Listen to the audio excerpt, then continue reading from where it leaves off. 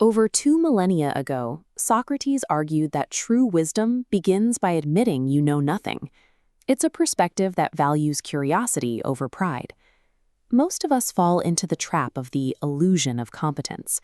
You might spend hours reading a book or watching a video, assuming you understand the subject because the information feels familiar. But when you are forced to explain that topic without the source in front of you, that familiarity often vanishes. To bridge the gap between recognizing information and actually understanding it, we can use a 4-step system called the Feynman Technique. Richard Feynman was a Nobel Prize-winning physicist, but he was also celebrated as the great explainer. He was known for dropping academic jargon and technical pomp to share complex truths in a way that felt relatable and down to earth. You can perform his technique in 10 minutes or an hour. You only need a blank paper, a simple pen, and a specific concept to grasp. This page serves as a feedback mechanism for your brain. By the end of the exercise, you will have converted fragile memorization into a functional, clear understanding of the subject. Step 1 is to study your topic, but you have to be precise. Rather than trying to learn a massive field of study, narrow your focus down to a highly specific subtopic. Instead of attempting to master the entire history of Rome, you might focus specifically on the engineering and gravity-fed mechanics of their stone aqueducts. Once you have your target, consult 2 or 3 different source materials. This might include a textbook chapter, a technical article, and a lecture video. Using multiple sources helps you see the topic from different angles. One author might provide a helpful analogy, while another might raise a counter-argument that the first one missed. By narrowing the target and diversifying your inklets, you build a foundation of facts rather than aimlessly wandering through a broad, confusing subject. In step 2, you begin to teach. Put your sources away, take your blank page, and write the name of the subtopic at the top. Below the title, explain the concept entirely in your own words. The core rule is to write as if you are explaining the idea to a 7-year-old who knows nothing about the subject. Avoid using academic buzzwords or complex vocabulary. We often use big words to mask the parts of a topic we don't actually understand. Simple language forces you to boil the idea down to its essential parts. This follows a principle often attributed to Albert Einstein. If you can't explain it simply, you don't know it well enough. Use basic diagrams and everyday analogies to prove your point.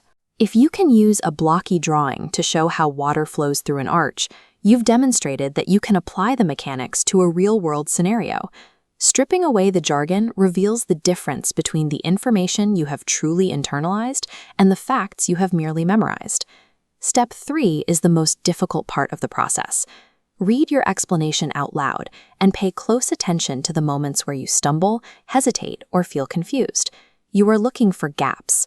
A gap appears whenever you have to rely on a technical word you can't define, or these red marks provide the honest, real-time feedback you need to grow.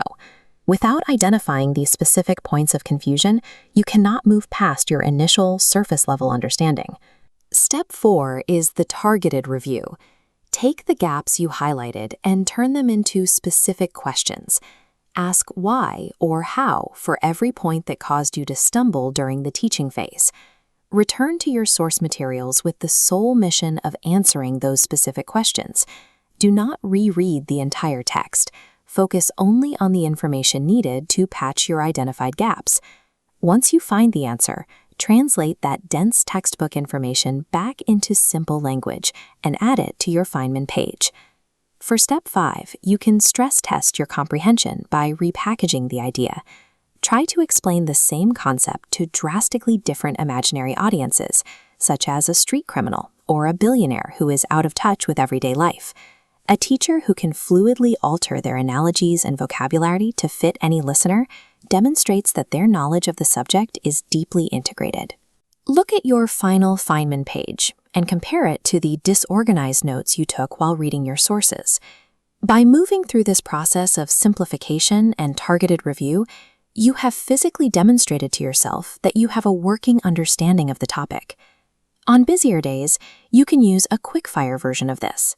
As you read a chapter, stop and write a single, simple sentence in the margin that summarizes the author's main point in your own words. Meaningful learning requires effort, but it saves you time in the long run. Try the quick-fire method today to move past